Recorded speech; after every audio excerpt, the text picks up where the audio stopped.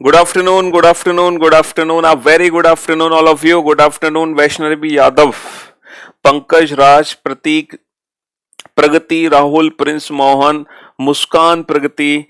A very good afternoon, all of you. Good afternoon. हाँ जी भाई, तो आज हम जो प्रैक्टिस सेट बैच हम करा रहे हैं डेली 4 बजे आकर आपके सामने, तो बेसिकली है ना, आज जो मैं पेपर आपको कराऊंगा वो यूपीएससी का पेपर होगा, ठीक है। सबसे पहले तो भाई जिन जिन बच्चों ने कल जो एग्जाम दिया था यूपीएससी का, उन सभी को है ना, wish you very very all the best आप लोगों का। आई होप बहुत अच्छे से पेपर हुआ होगा यूपीएससी का। कल यूपीएससी आईएएस प्री का पेपर था, जीएस 1 एंड जीएस 2 पेपर। तो जो जीएस 2 पेपर था, जैसे कि हम लोग जानते हैं, सी सेट जिसको हम कहते हैं, सिविल सर्विसेज एप्टीट्यूड टेस्ट, जिसमें 80 क्वेश्चन आते हैं और 2 घंटे का पेपर होता है, ठीक है। और एक क्वेश्चन की वैल्यू होती है 2.5 मार्क्स, और अगर नेगेटिव हो गए तो 1/3 मार्किंग होती है। तो वही पेपर मैं आज आप लोगों के सामने लेकर आया हूं, यूपीएससी का पेपर। तो आज हम लोग बेटा यूपीएससी का पेपर करेंगे, जो कल हुआ था आईएएस का पेपर, वही पेपर मैं आज डिस्कस करूंगा आप लोगों के साथ। तो जितने भी रीजनिंग के क्वेश्चंस पूछे गए थे उस एग्जाम में, देखो पूरे 80 क्वेश्चन तो मैं डिस्कस नहीं कर सकता, क्योंकि उसमें मैथ्स भी है, इंग्लिश भी है और भी सब्जेक्ट है। तो सिर्फ और सिर्फ वह रीजनिंग का पोर्शन आपके साथ डिस्कस करूंगा, ठीक है। जितने भी रीजनिंग के क्वेश्चन थे आउट ऑफ 80, वो सारे क्वेश्चन हम आज की क्लास में डिस्कस करेंगे, ठीक है। सर 80 करेक्ट है, 1 या 2 का इश्यू है बस। अरे वाह, 80 करेक्ट हो गए तुम्हारे, अच्छा जी। चलिए, तो सबसे पहला जो क्वेश्चन आपके स्क्रीन पर आएगा, ये क्वेश्चन है आपके सामने। देखो मैंने आप लोगों को ना क्वेश्चन नंबर लिखे गए हैं, यहां पर जो क्वेश्चन नंबर लिखा है ना बेटा, ये वही क्वेश्चन नंबर है, ये वही क्वेश्चन नंबर है जो यूपीएससी के पेपर का था। जो मैं आपको क्वेश्चन करा रहा हूं बेटा, वो सेट बी है। टोटल 4 सेट थे बेटा, ए बी सी डी, लेकिन चारों सेट में क्वेश्चन तो सेम ही थे। तो ये जो सीक्वेंस है ना क्वेश्चन नंबर का, ये सीक्वेंस बेटा सेट बी के अकॉर्डिंग है, सेट बी के अकॉर्डिंग, ठीक है। तो ये सबसे पहला ही क्वेश्चन आपके पेपर में था, सबसे फर्स्ट क्वेश्चन, और जो डायरेक्शन का क्वेश्चन था। किसका क्वेश्चन का? डायरेक्शन का। कल ही ये एग्जाम हुआ है बेटा, ज्यादा पुराना पेपर नहीं है, कल के ही लेटेस्ट है ना, एकदम फ्रेश फ्रेश क्वेश्चन है आपके सामने, रीजनिंग के एकदम फ्रेश, ठीक है। फटाफट से इस क्वेश्चन का आंसर दो, जल्दी से आंसर दो बेटा। क्वेश्चन ये पूछा है कि अपने प्रारंभिक बिंदु से किस दिशा में है, in which direction from the starting point. और आप लोग बहुत अच्छे से जानते हो कि ये टाइप 4 का क्वेश्चन है डायरेक्शन में, कि जब भी प्रारंभिक बिंदु से दिशा पूछी जाए तो बेटा वो टाइप 4 का क्वेश्चन होता है। वहां पर हमें फिगर बनाना पड़ता है क्वेश्चन को सॉल्व करने के लिए। तो जल्दी से बेटा एक बहुत छोटा सा प्यारा सा फिगर बनेगा, आप जल्दी से फिगर बनाओ और इस क्वेश्चन का आंसर दो फटाफट से। वेरी गुड जॉब अतुल, प्रगति, राहुल, वैष्णवी, कार्तिकेय। हाँ।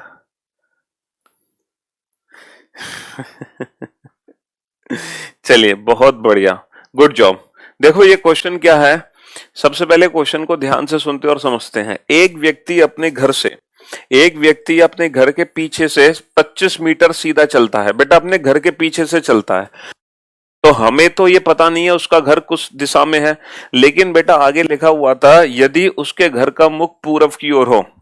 आप लोग अगर डायरेक्शंस की बात करें तो सभी को पता है जो डायरेक्शंस की स्टैंडर्ड रिप्रेजेंटेशन होती है वो क्या होती है, राइट हैंड साइड में ईस्ट होता है, इसके जस्ट अपोजिट वेस्ट, ऊपर होगा नॉर्थ और नीचे साउथ। तो अगर किसी व्यक्ति के घर का मुख पूर्व दिशा की ओर हो, मतलब दाईं तरफ हो, तो बेटा उस घर का बैक साइड, उस घर के जो पीछे का हिस्सा होगा, जो पीछे का गेट होगा, वो किस हिस्से में निकलेगा? अगर सामने वाला हिस्सा पूर्व दिशा में आता है तो घर घर के पीछे वाला हिस्सा बेटा किस दिशा में निकलेगा? पश्चिम दिशा में निकलेगा। तो एक व्यक्ति अपने घर के पीछे से सीधा 25 मीटर चलता है, तो बेटा व्यक्ति जाता है पश्चिम दिशा में। कितना जाता है व्यक्ति पश्चिम दिशा में? 25 मीटर जाता है। तो उसको 25 मीटर हमने चला दिया, फिर वह दाहिनी ओर मुड़कर 50 मीटर चलता है। Then he turns to right and walk 50 metre. अब बेटा राइट टर्न किधर लेगा? राइट टर्न ऊपर लेगा, एंड कितना गया? 50 मीटर गया। और अंत में वह बाईं ओर मुड़कर 25 मीटर चलता है। And finally he turns to his left and walks 25 metre. अब लेफ्ट टर्न लेके 25 मीटर गया, 25 मीटर। तो बेटा ये हमारा फिगर बन गया। अब हमसे पूछा जा रहा है व्यक्ति प्रारंभिक बिंदु से किस दिशा में है। तो आप लोग बहुत अच्छे से जानते हो, जब भी प्रारंभिक बिंदु से दिशा पूछी जाए तो बेटा जहां से दिशा पूछी जाती है वहां से हम एक तीर चलाते हैं, एरो, और निशाना किसको बनाते हैं, जिसकी दिशा पूछी गई है।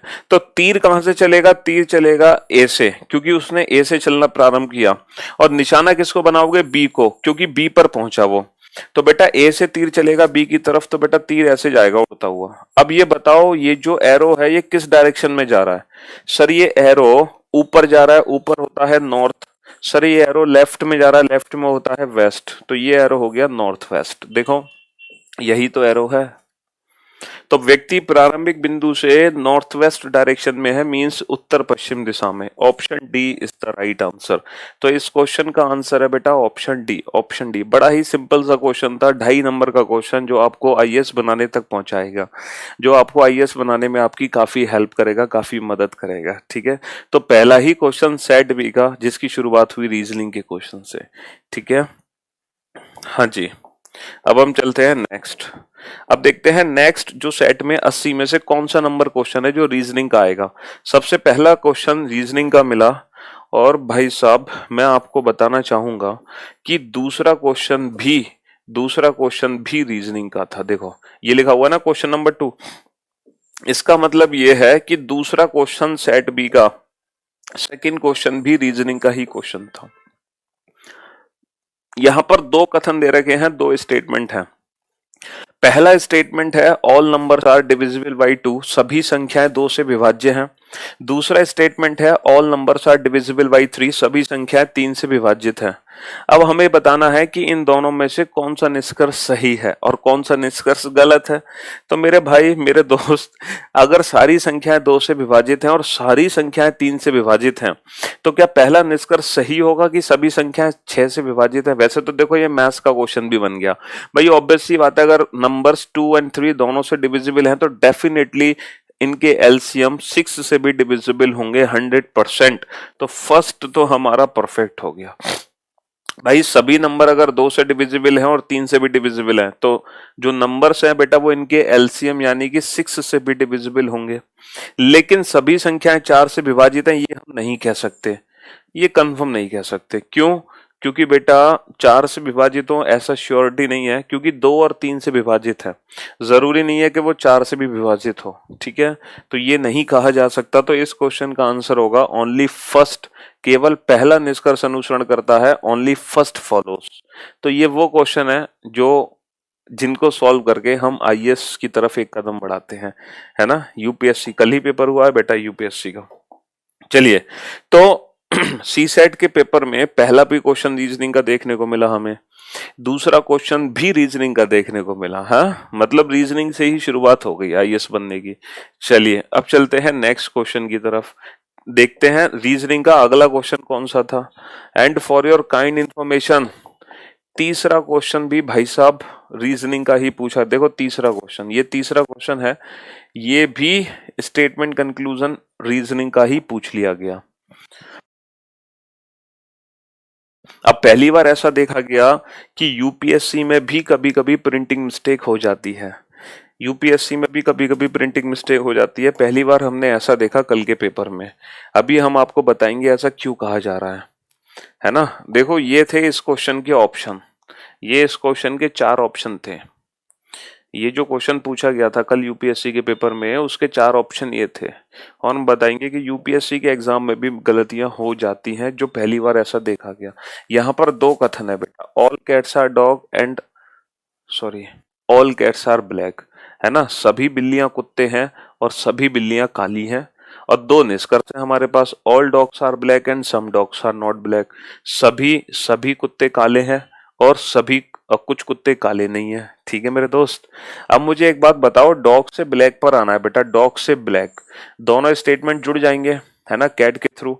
लेकिन जब हम डॉग से ब्लैक पढ़ेंगे बेटा, तो क्या पढ़ेंगे हम हमेशा इसको पढ़ेंगे सम डॉग्स आर ब्लैक।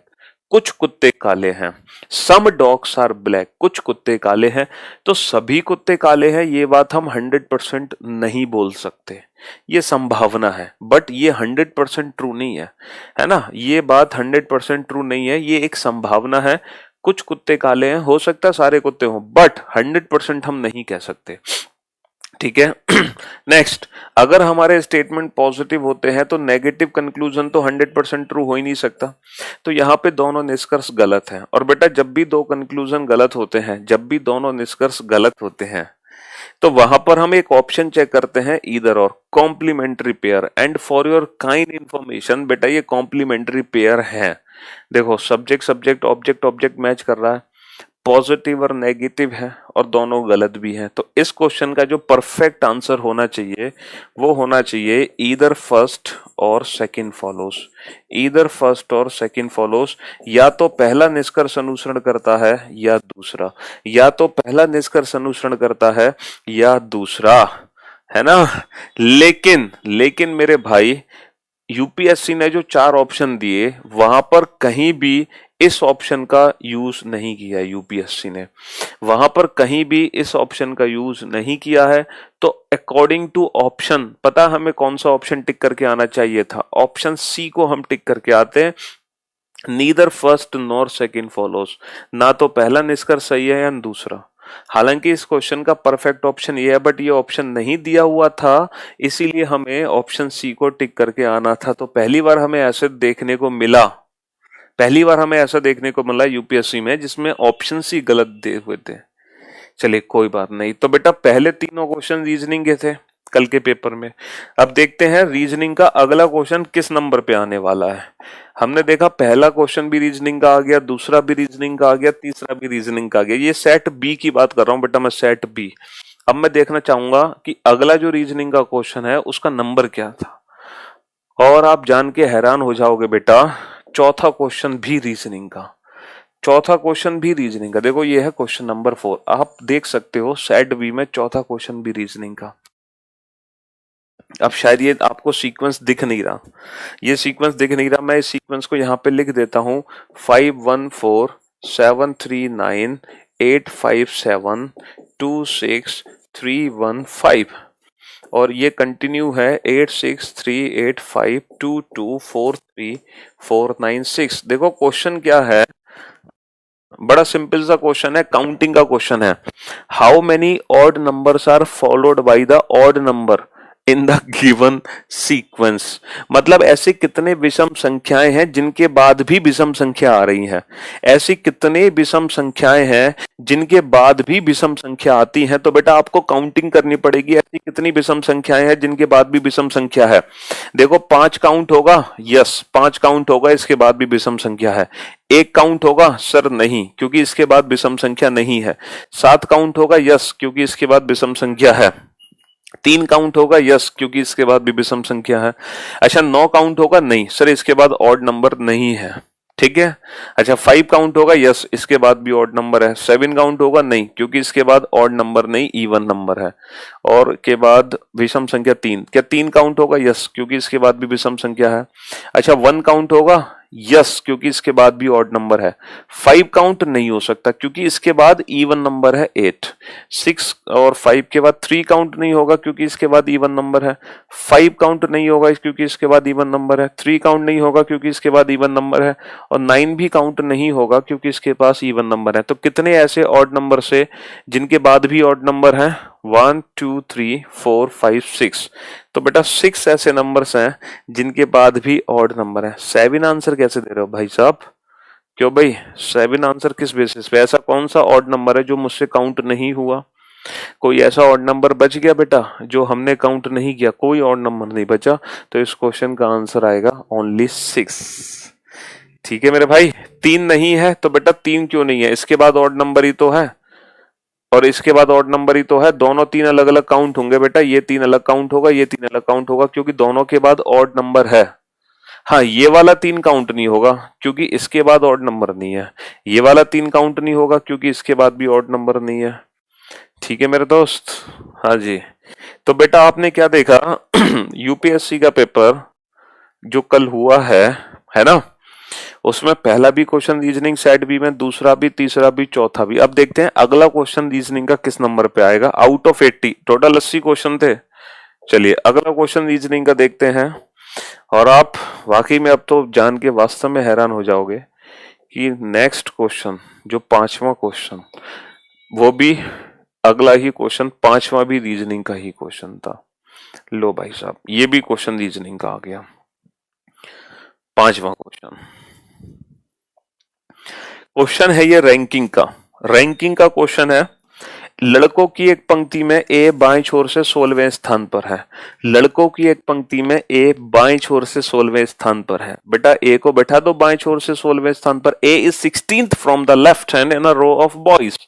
तो बेटा लेफ्ट हैंड राइट हैंड, तो लेफ्ट हैंड से, ये लेफ्ट हैंड से 16th प्लेस पर कौन है? ए। बाईं ओर से 16वें स्थान पर ए है, तो हमने ए को बैठा दिया बाईं ओर से 16वें स्थान पर। अच्छा, V is 16th from the, sorry, V is 18th from the right hand। जो V है वो दाईं ओर से 18वें स्थान पर है, तो V को दाईं ओर से 18वें स्थान पर बैठाओ। अब यहां पर दो पॉसिबिलिटी है। जब आप V को राइट हैंड से 18th बैठाओगे बेटा, तो जो V है वो A के राइट में भी आ सकता है ना।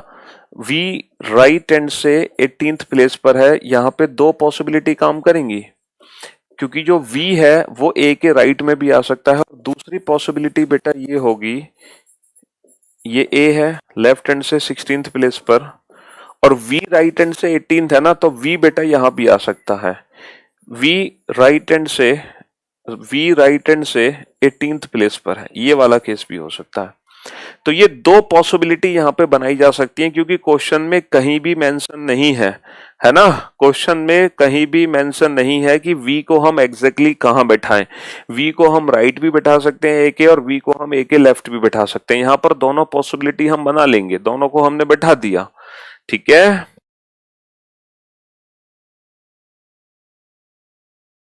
हाँ जी, अब चलते हैं अगले पॉइंट्स की तरफ, नेक्स्ट पॉइंट की तरफ चलते हैं। G A की दाईं ओर 11वें है। G is 11th to the right of A। G is 11th to the right of A। तो बेटा जहां A है उसके 11th राइट में G है। G A के 11th राइट में है। G is 11th to the right of A। अब यहां से मैं G को A के दाएं 11वां नहीं बैठा सकता, क्यों? क्योंकि हो सकता है G इन दोनों के बीच में रुक जाए, या फिर हो सकता है G इसको क्रॉस कर जाए।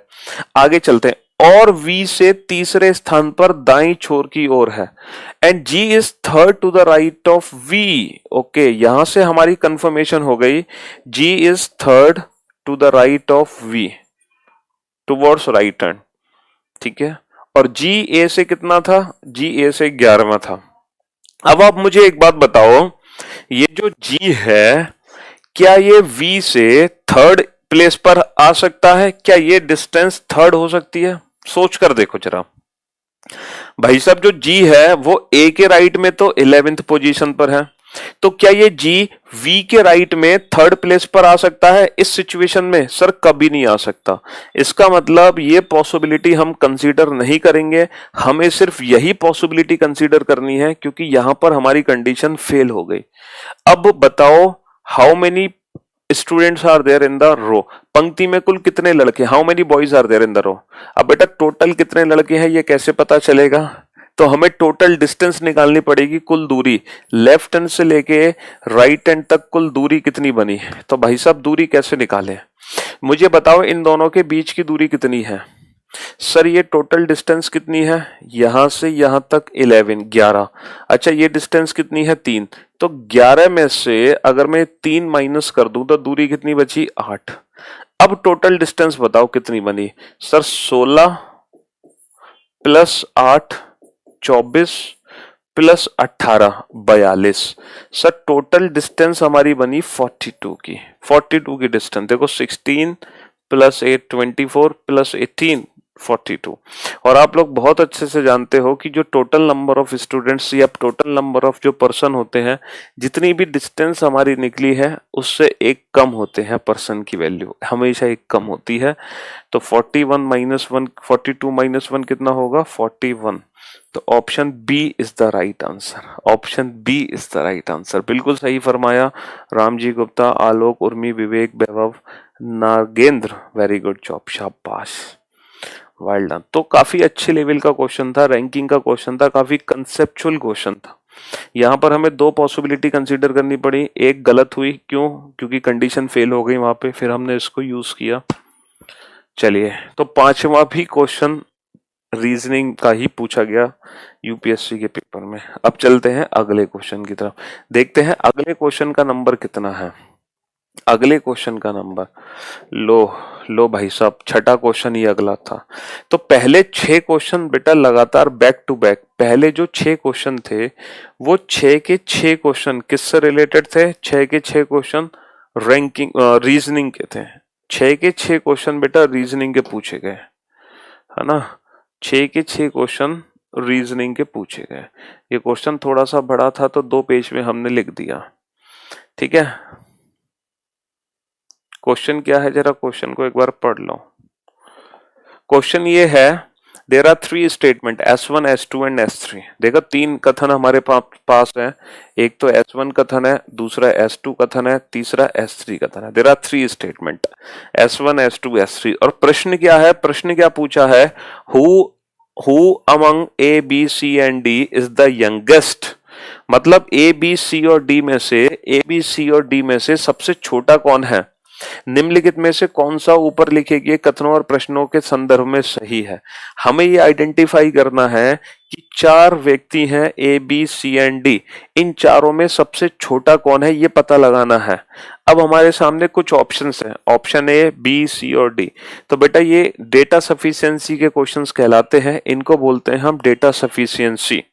हालांकि डेटा सफिशिएंसी के अंदर ब्लड रिलेशन भी आ सकता है, कोडिंग डिकोडिंग भी आ सकता है, मतलब जो भी कुछ हम रीजनिंग में पढ़ते हैं वो सब मिला के हमसे डेटा सफिशिएंसी के अंदर पूछ सकते हैं।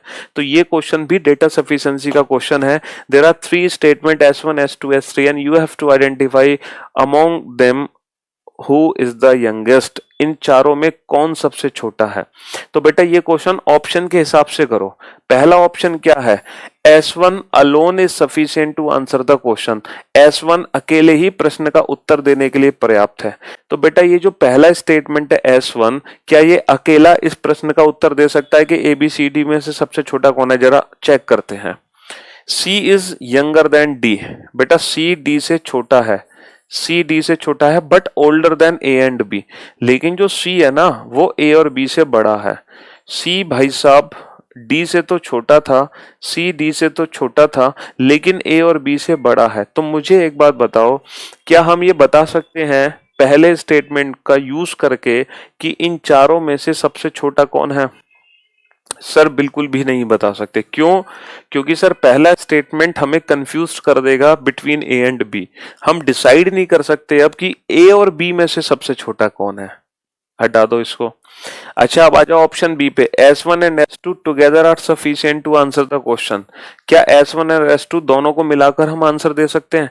S2 स्टेटमेंट क्या कहता है, D is the oldest, D सबसे बड़ा है, कोई फायदा नहीं निकला। S2 स्टेटमेंट की इंफॉर्मेशन को यूज करने पर हमें कोई फायदा नहीं निकला, D सबसे बड़ा है, हटा दो। S2 and S3 both are together sufficient to answer the question. बेटा इन दोनों को मिलाओ, A B से बड़ा है, A B से बड़ा है और D सबसे बड़ा है। सर S2 और S3 को मिलाकर भी कोई फायदा नहीं हुआ। हाँ, लेकिन S1 एंड S3 की इंफॉर्मेशन को कंबाइन करो, S1 और S3 की इंफॉर्मेशन को कंबाइन करो।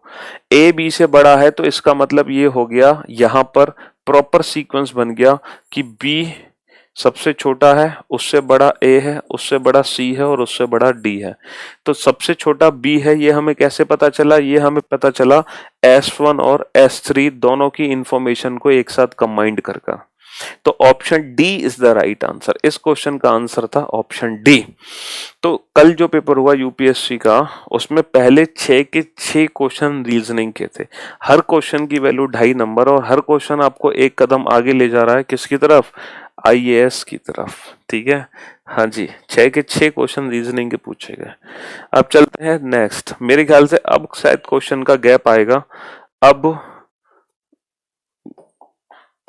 अब सीधा 18वां क्वेश्चन का रीजनिंग का। देखो पहले 6 क्वेश्चन थे रीजनिंग के, पहले 6 के बाद सीधा जंप किया हमने क्वेश्चन नंबर 18, सीधा क्वेश्चन नंबर 18 हमें मिला रीजनिंग का। बीच में मैथ्स के क्वेश्चन आ गए, है ना, इंग्लिश के और पैराग्राफ के क्वेश्चंस आ गए, ये क्वेश्चंस बीच में इंक्लूड हो गए।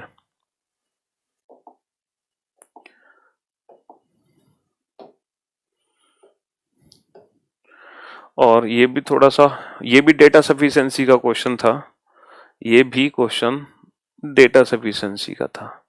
इसमें भी देखो 4 ऑप्शन दिए गए हैं, इसमें भी 4 ऑप्शन दिए गए हैं। ये क्या पूछा है, क्वेश्चन हमसे पूछा है 4 संख्याओं में से कौन सी संख्या सबसे बड़ी है। Among 4 numbers P Q R and S which one is the largest. कौन सी संख्या बड़ी है, ये कैसे पता चलेगा हमें, ये केवल S1 स्टेटमेंट से पता चल जाएगा। S1 स्टेटमेंट क्या कहता है, R is greater than P as well as Q। भाई साहब पहला स्टेटमेंट कहता है कि जो R है ना वो P और Q दोनों से बड़ा है, R P और Q दोनों से बड़ा है। लेकिन ये स्टेटमेंट हमें नहीं बता सकता कि सबसे बड़ी संख्या कौन है। हो सकता है सबसे बड़ी संख्या S हो। अच्छा, अगर हम दूसरे स्टेटमेंट को अकेला पढ़े तो क्या दूसरा स्टेटमेंट बता सकता है सबसे बड़ी संख्या कौन है। दूसरा स्टेटमेंट ये कहता है कि भाई साहब जो S है ना वो सबसे बड़ा नहीं है। तो अकेला दूसरा स्टेटमेंट भी कुछ नहीं कर पाएगा, अकेला दूसरा स्टेटमेंट भी कुछ नहीं कर पाएगा। लेकिन अगर हम इन दोनों स्टेटमेंट को कंबाइन कर दें तो क्या हमें पता चलेगा सबसे बड़ी संख्या कौन सी है। सर अगर हम दोनों स्टेटमेंट को कंबाइन कर दें तो हमें यह पता चलेगा P सबसे बड़ी नहीं हो सकती, Q सबसे बड़ी नहीं हो सकती, क्योंकि P और Q से बड़ा तो R है। और बेटा दूसरा कहता है कि S सबसे बड़ा नहीं है। तो फाइनली बचा कौन सबसे बड़ा, R। तो ये बात पता कैसे चली, ये बात पता चलेगी दोनों स्टेटमेंट को मिलाकर। तो option C is the right answer. S1 and S2 together are sufficient to answer the question, but neither S1 alone nor S2 alone is sufficient to answer the question। दोनों कथन S1 S2 एक साथ प्रश्न का उत्तर देने के लिए पर्याप्त हैं, किंतु ना तो अकेला S1 ना अकेला S2 प्रश्न का उत्तर देने के लिए पर्याप्त है। Option C is the right answer. This is called data sufficiency, इसको बोलते हैं डेटा सफिशिएंसी। ठीक है, हाँ जी। तो ये था 18वां क्वेश्चन जो रीजनिंग का पूछा गया कल के पेपर में। अब चलते हैं नेक्स्ट। अब सीधा कौन सा क्वेश्चन पूछा गया था, 8वां जो क्वेश्चन था, अब सीधा आया क्वेश्चन नंबर 21। अब ये है क्वेश्चन नंबर 21 बेटा रीजनिंग का। 18 के बाद सीधा हमें मिला क्वेश्चन नंबर 21। अब देखो क्वेश्चन नंबर 21 कौन सा है, ध्यान से देखना। यहां पर हमें एट द रेट को रिप्लेस करना है, एट द रेट को किसी अंक से रिप्लेस करना है ताकि ये इक्वेशन हमारी परफेक्ट हो जाए, ताकि ये इक्वेशन हमारी परफेक्ट हो जाए। तो ये क्वेश्चन कैसे सॉल्व होगा सर, हर इंडिविजुअल ऑप्शन को चेक करके ही सॉल्व होगा, हर इंडिविजुअल ऑप्शन को। तो बेटा पहले हम 2 यूज करते हैं एट द रेट के प्लेस पर। अब मेरी बात ध्यान से सुनना, हम कितनी फास्ट कैलकुलेशन करेंगे ये अप्रोच मैं आपको सिखाता हूं। देखो जैसे ही हम एट द रेट के प्लेस पे 2 यूज करेंगे तो हमारा जो सम है ना वो 122 बनेगा। कितना बनेगा बेटा, 122, दैट इज 122, 122 बनेगा, बनेगा ना। और जहां भी एट द रेट है वहां पर हम क्या क्या यूज कर लेंगे, 2 2 2 2 2 2। अब देखो मैं कैलकुलेशन कैसे करूंगा, आप पहले बेटा यूनिट डिजिट को आपस में ऐड कर दो सिर्फ, है ना, यानी कि 2, और ये कितना है 2, बेटा 10 को छोड़ दो, 2 2 और 2 कितना हो गया 4, 4 और 2 6, 6 और 2 8, 8 के बाद एक क्या है 9, 8 के बाद एक क्या आ गया 9। बेटा यूनिट डिजिट यहाँ पे कितनी है 2, जबकि वहां पर कितनी बनी 9। इसका मतलब ये गलत हो गया, इसका मतलब गलत हो गया। अब आ जाओ बेटा 3 से, अब आ जाओ 3 से, हमें एट द रेट के प्लेस पे क्या रखना है, हमें एट द रेट के प्लेस पे 3 रखना है। अगर हम एट द रेट के प्लेस पे 3 रखेंगे तो ये बनेगा 133, डेट इज 133 मींस 133। अब यहाँ पे हम 3 3 3 रखेंगे, सिर्फ यूनिट डिजिट ऐड करा, पूरा नंबर ऐड करने की जरूरत नहीं है बेटा। 3 देखो, 1 1 और 3 4, 4 और 3 7, 7 और 3 10, 10 और 3 13। तो मे बी ये ऑप्शन हमारा सही हो सकता है, मे बी ये ऑप्शन सही हो सकता है। 13, 13 का 3 आ गया, हंस लगा 1, 4 4 और 3 7, 7 और 5 12, 12 और 1 13। यस, तो option B is the right answer. तो सिर्फ यूनिट डिजिट ऐड कर लेते, उसी से काम हो जाता। तो एट द रेट को हम 3 से रिप्लेस कर सकते हैं। चलिए अब चलते हैं नेक्स्ट क्वेश्चन पर, देखते हैं अगला क्वेश्चन हमें कहां से मिलने वाला है। अगला क्वेश्चन जो यूपीएससी का था उसका नंबर क्या था। अब हम सीधे पहुंचे क्वेश्चन नंबर 25 पर। अब सीधा 25वां क्वेश्चन था बेटा, और इस सीरीज को हमें फिल करना है, इस लेटर सीरीज को हमें फिल करना है, इस लेटर सीरीज को हमें फिल करना है। अब ये क्वेश्चन देखो कैसे सॉल्व करते हैं। तो मैंने आपको शायद बताया है, जब भी हम इस सीरीज को सॉल्व करेंगे तो हम क्या करेंगे सर, पहले हम total number of letters count करते हैं कि सीरीज में टोटल कितने अक्षर हैं। Total number of letters count करते हैं, सीरीज में टोटल अक्षर कितने हैं। कितने अक्षर हैं बेटा, 1 2 3 4 5 6 7 8 9 10 11 12 13 14 15 16 17 18 19 20। 20 लेटर हैं बेटा। और 20 लेटर में क्या पॉसिबिलिटी है ग्रुपिंग की सर, या तो 4-4 लेटर की ग्रुपिंग होगी या 5-5 लेटर की ग्रुपिंग होगी। तो यहां पर पहली कोशिश करो 5-5 लेटर की ग्रुपिंग बनाओ। 5-5, 1 2 3 4 5, 1 2 3 4 5, 1 2 3 4 5, 1 2 3 4 5। अब आप चेक करो क्या यहाँ पे अल्टरनेट ग्रुप सेम है या सारे ग्रुप सेम है। सर हमें कुछ समझ आ रहा है ए बी, और फिर सर ऐसा लग रहा है बी सी बी। तो ए बी ए तो नहीं है, फिर बी सी बी, फिर सी डी सी, फिर डी डी। अरे हो गया क्वेश्चन सॉल्व। तो यहाँ पे 5-5 लेटर की ग्रुपिंग बनी, तो हमारा आंसर आ गया A C C E. ACCE, option C is the right answer. ACCE, option C is the right answer. चलिए साहब, अब हम चलते हैं नेक्स्ट क्वेश्चन नंबर 10।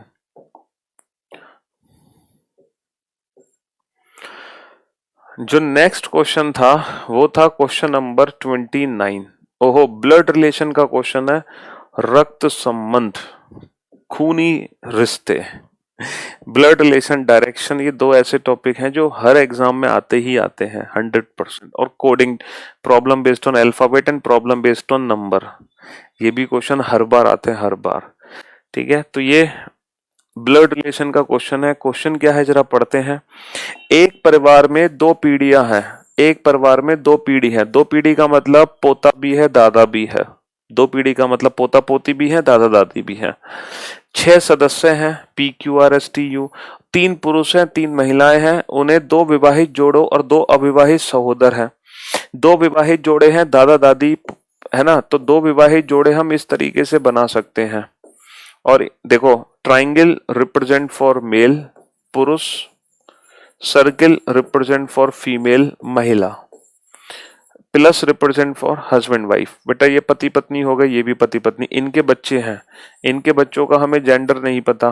अच्छा जेंडर पता है, देखो 6 बच्चे हैं, 6 और 3 मेल हैं 3 फीमेल हैं। क्वेश्चन में लिखा है 3 पुरुष 3 महिला, तो एक लड़का और एक लड़की तो बच गए यहाँ पे। चलो पहला पॉइंट है बेटा, 2 अविवाहित सहोदर। अविवाहित मतलब ये दोनों जिनकी शादी ना हुई हो। यू पी की पुत्री है, यू किसकी पुत्री है, पी की।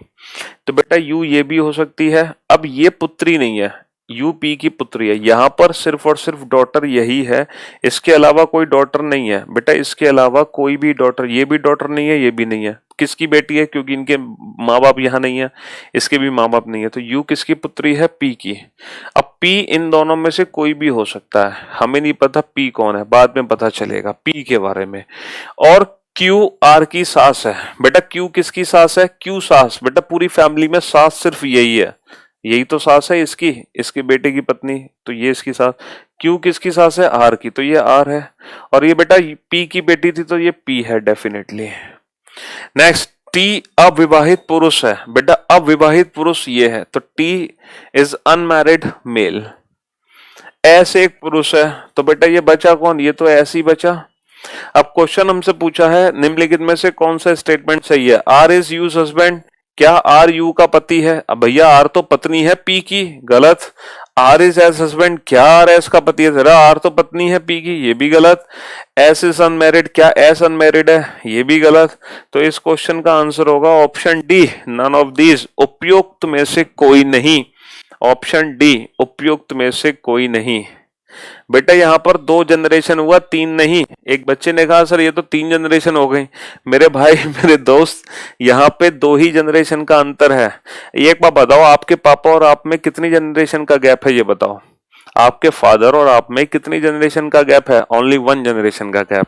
आपके ग्रैंडफादर और आप में 2 जनरेशन का गैप है। तो बेटा 2 पीढ़ियां आती हैं दादा से पोते तक, ये हैं 2 पीढ़ियां। ये 3 पीढ़ियां नहीं है, 2 पीढ़ियां हैं बेटा, 2 जनरेशन। ठीक है, हाँ जी।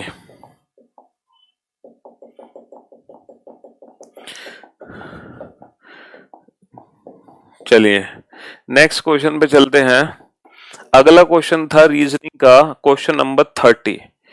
अब जो क्वेश्चन नंबर 30 है वो कैलेंडर का क्वेश्चन था। देखो यूपीएससी में कैलेंडर क्लॉक के अक्सर क्वेश्चन पूछ लिए जाते हैं, तो कैलेंडर का क्वेश्चन था अगला क्वेश्चन। कैलेंडर का क्या क्वेश्चन है, यदि किसी विशेष वर्ष 12 जनवरी को रविवार है, if in a particular year 12th January is a Sunday. बेटा 12 जनवरी को हमें दे रखा है रविवार संडे, तो हमें बताना है इनमें से कौन सा ऑप्शन सही है। इनमें से कौन सा ऑप्शन सही है। 15th July is a Sunday, क्या 15 जुलाई का दिन संडे है? If the year is a leap year, यदि हमारा वर्ष एक लीप वर्ष अधिवर्ष है तो मेरे भाई 15 जुलाई का दिन हमें पता करना है।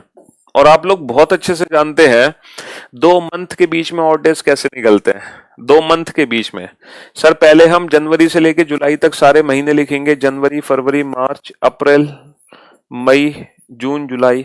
फिर हम क्या करते हैं सर, हमेशा यहाँ पर जो पहला महीना होता है उसमें लिखते हैं बचे हुए दिन। पहले महीने में हमेशा हम बचे हुए दिन लिखते हैं, रिमेनिंग डेज। और लास्ट मंथ में हम लिखते हैं गिवन डेट, दी हुई तारीख, गिवन डेट दी हुई तारीख। और बीच में जितने महीने हैं सबके ऑड डेज लिख दो। Odd days simple, remainder of 7, 7 के शेषफल को विषम दिन कहते हैं। आप ये बताओ जनवरी में कितने दिन बचे? जनवरी 31 का होता है, 12 तारीख दे रखी है, 31 माइनस 12 कितने हो गए बेटा? 19। अच्छा फरवरी लीप ईयर, लीप ईयर का मतलब ये 29। अब 29 में कितने ऑड डेज? 7 चौक 28, कितना बचा? 1 ऑड डेज। मार्च में कितने होंगे बेटा? 3, क्योंकि 31 दिन होते हैं, 7 चौक 28, कितना बचा? 3। अप्रैल में कितने होते हैं? 30, मई में 31, जून में 30। ठीक है, तो मार्च के 3 आ गए, अप्रैल 7 चौक 28, कितना बचा? 2, 7 चौक 28, कितना बचा? 3, 7 चौक 28, कितना बचा? 2। और बेटा लास्ट जो जुलाई है उसकी दी हुई तारीख, जुलाई की कितनी तारीख दे रखी है? 15। ठीक है, 19 को हम छोटा कर सकते हैं, 7 दूनी 14, कितना बचा? 5, 7 दूनी 14, कितना बचा? 1। ये सारे नंबर्स अगर हम जोड़े आपस में तो 5 और 1 6, 6 और 3 9, 9 और 2 11, 11 और 3 14। बेटा 14 खत्म कर दो, 14 का मतलब तो 0, 7 दूनी 14, रिमाइंडर 0, और 2 और 1 3। तो बेटा संडे प्लस 3 वेडनेसडे होगा, तो ऑप्शन ए गलत। तो 15 जुलाई को कभी संडे नहीं हो सकता अगर ये लीप वर्ष है। तो अगर 15 जुलाई संडे, अगर ये लीप ईयर नहीं है बेटा, अगर ये लीप ईयर नहीं है तो यहाँ पर 1 कम हो जाएगा, सिर्फ 1 ही तो कम होगा लीप ईयर ना होने से। तो 2 और 1 3, 3 के रह जाएंगे कितने? 2। तब भी संडे नहीं आया, तब भी संडे नहीं आया। अब बात करते हैं 12 जुलाई। 12 जुलाई के लिए बेटा अब दी हुई तारीख हमें कितनी करनी पड़ेगी? अब दी हुई तारीख हमें करनी पड़ेगी 12। तो 7 एकम 7, अब कितने बचेंगे? 5। तो बेटा 5 और 2 कितने हो गए? 7। 7 का मतलब 0, संडे प्लस 0 संडे। तो बेटा 12 जनवरी को संडे है, तो डेफिनेटली 12 जुलाई को भी संडे ही होगा। लेकिन कब? जब लीप ईयर है तब, जब लीप ईयर है तब। तो 12th July is a Sunday if the year is a leap year. तो बेटा 12 जुलाई को भी रविवार है यदि वर्ष हमारा एक अधिवर्ष है। तो option C is the right answer, option C is the right answer. दो मंथ के बीच में ऑड डेज कैसे निकालते हैं? पहले महीने में बचे हुए दिन, आखिरी महीने में दी हुई तारीख, बीच में जितने महीने हैं सबके सीधा ऑड डेज। ऑड डेज कुछ नहीं है बेटा, remainder of 7, simple, remainder of 7, 7 का रिमाइंडर, 7 का शेषफल। चलिए नेक्स्ट।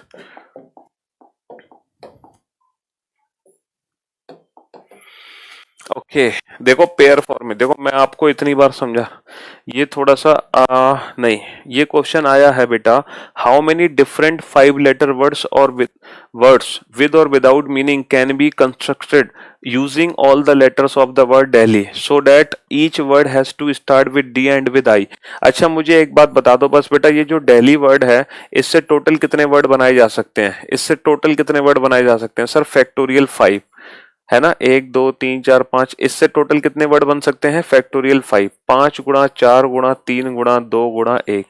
लेकिन मेरे दोस्त उसने ये नहीं पूछा दिल्ली से टोटल कितने वर्ड बन सकते हैं, उसने पूछा है कि पहला, दूसरा, तीसरा, चौथा, पांचवा। पहला तो फिक्स कर दो डी से और आखिरी फिक्स कर दो आई से। अब बताओ टोटल कितने लेटर बनेंगे? तो बेटा हमारे पास कितने अक्षर बचे? 1 2 3, तो टोटल कितने कॉम्बिनेशन हो गए? फैक्टोरियल 3। फैक्टोरियल 3 का मतलब 3 इंटू 2 इंटू 1 दैट इज 6। तो option D is the right answer, option D is the right answer. अगर हमसे पूछता दिल्ली से टोटल कितने वर्ड्स बन सकते हैं विद और विदाउट मीनिंग, तो आंसर होता फैक्टोरियल 5। बट क्योंकि 2 लेटर फिक्स कर दिए, अब कितने बच गए? 3, तो अब आंसर होगा फैक्टोरियल 3 दैट इज 6। चलिए नेक्स्ट क्वेश्चन देखते हैं क्या आया था यूपीएससी का अगला क्वेश्चन। हाँ जी, ओहो, कोडिंग डिकोडिंग का क्वेश्चन पूछा गया है बेटा, कोडिंग डिकोडिंग का। ठीक है, उसने बोला A to Z को 1 to 26 लिखा, तो GHI जो है उसको हमने कोड किया है 1578 से, है ना, और DEF को हमने कोड किया है 912 से। तो हमसे ABC की कोडिंग पूछी है ना। देखते हैं इस बार इस क्वेश्चन का आंसर कौन देगा, इस क्वेश्चन का आंसर कौन देगा? बेटा क्वेश्चन ये है, अगर A to Z को हमने 1 to 6 नंबर से रिप्रेजेंट किया, जैसे G 7th प्लेस पर आता है, H 8th, I 9th, और इसको हमने फिर 1578 लिख दिया, 1578। जल्दी से आंसर दो। अरे वाह सुरेश सैनी, अच्छा जी, लॉजिक भी बता दिया तुमने तो। Vikas, Vijesh, Ajesh, very good job, well done, शाबाश। देखो ऐसा नहीं है कि ये जो यूपीएससी का पेपर कराया जा रहा है आप लोगों को, जो कल आया है, ऐसा नहीं है कि हम यूपीएससी की तैयारी करेंगे तभी हमें इस पेपर की जरूरत है। आप किसी भी कॉम्पिटिटिव एग्जाम की प्रिपरेशन कर रहे हैं और जिस एग्जाम में रीजनिंग आती है तो आपको ये पेपर देखना ही पड़ेगा, क्योंकि हर साल जो एग्जाम होते हैं, हर कॉम्पिटिटिव एग्जाम्स में क्वेश्चंस बेटा इधर से उधर से इधर घूमते रहते हैं, मार्केट में वही क्वेश्चंस घूमते रहते हैं, क्योंकि हर एग्जाम का सिलेबस होता है सेम।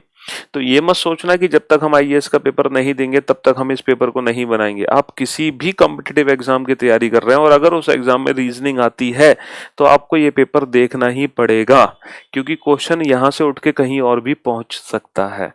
इसीलिए हम जितने भी कॉम्पिटिटिव एग्जाम्स होते हैं, हर कॉम्पिटिटिव एग्जाम का आपको पेपर कराते हैं, इसी रीजन की वजह से, क्योंकि क्वेश्चंस घूमते रहते हैं। तो ये गलती मत किया करो सर हमारा तो पेपर नहीं है, हम क्या करेंगे करके इसको। बेटा 789 का यूज करके 1578, 789 का यूज करके 1578 कैसे बना? ओहो मैंने तो बोल ही दिया 789। 789 बेटा इसको पढ़ो आप, 789, 789, 789 का दुगना कर दिया, ठीक है, 456 का दुगना कर दिया, 456 का दुगना कर दिया, तो बेटा 123 का दुगना कर दो, 123 का दुगना कितना होगा? 246। Option D is the right answer, option D is the right answer. Very good job, well done. तो चलते हैं अब एक आखिरी क्वेश्चन की तरफ जो यूपीएससी में और पूछा गया था, लास्ट क्वेश्चन। बस रीजनिंग के बेटा इतने ही क्वेश्चन आए थे यूपीएससी में। अगला क्वेश्चन भी कोडिंग डिकोडिंग का ही क्वेश्चन था, ये लास्ट क्वेश्चन। ठीक है, जो एनालॉजी की फॉर्म में पूछा गया। आखिरी क्वेश्चन, ए से बना बी, सी से बना, आप लोग बहुत अच्छे से जानते हो ऐसे क्वेश्चन में हम क्या करते हैं, पहले को पहले से कंपेयर करते हैं, दूसरे को दूसरे से, तीसरे को तीसरे से, चौथे को चौथे से। ठीक है मेरे भाई, तो बेटा ए से बना बी तो +1 कर दिया, सी से बना ई, सी डी ई एक लेटर का गैप तो +2 कर दिया, पी से बना एस 16 19 +3 कर दिया, क्यू से बना यू 17 21 +4 कर दिया। तो इसमें क्या करना है, +1 +2 +3 +4। बेटा एम एन और 14 और 2 16 और 7 और 3 10 और 9 और 4 13, NPJM, NPJM, option D is the right answer, option D is the right answer. तो ये थे रीजनिंग के क्वेश्चन कल जो यूपीएससी एग्जाम्स में पूछे गए थे। आई होप इंटरेस्टिंग थे, मजा आया। कोई भी ऐसा रीजनिंग का क्वेश्चन नहीं था जो हमने पहले ना पढ़ा हो। जो जो बच्चे पढ़ चुके हैं वो बता सकते हैं, एक भी ऐसा क्वेश्चन नहीं था जो हमारे बताए गए पढ़ाए गए सिलेबस से बाहर हो, आउट ऑफ कंटेंट हो, आउट ऑफ सिलेबस हो, है एक भी सिंगल ऐसा क्वेश्चन नहीं था। ठीक है, और ये सारे क्वेश्चन आप लोग देख लेना, क्योंकि चाहे आप किसी भी कॉम्पिटिटिव एग्जाम की तैयारी करो, उन एग्जाम्स में भी यहीं से क्वेश्चंस घूमते फिरते रहते हैं। ठीक है, चलिए, तो thank you so much guys, thanks a lot, goodbye, take care yourself, bye bye and love you all, take care, thank you so much.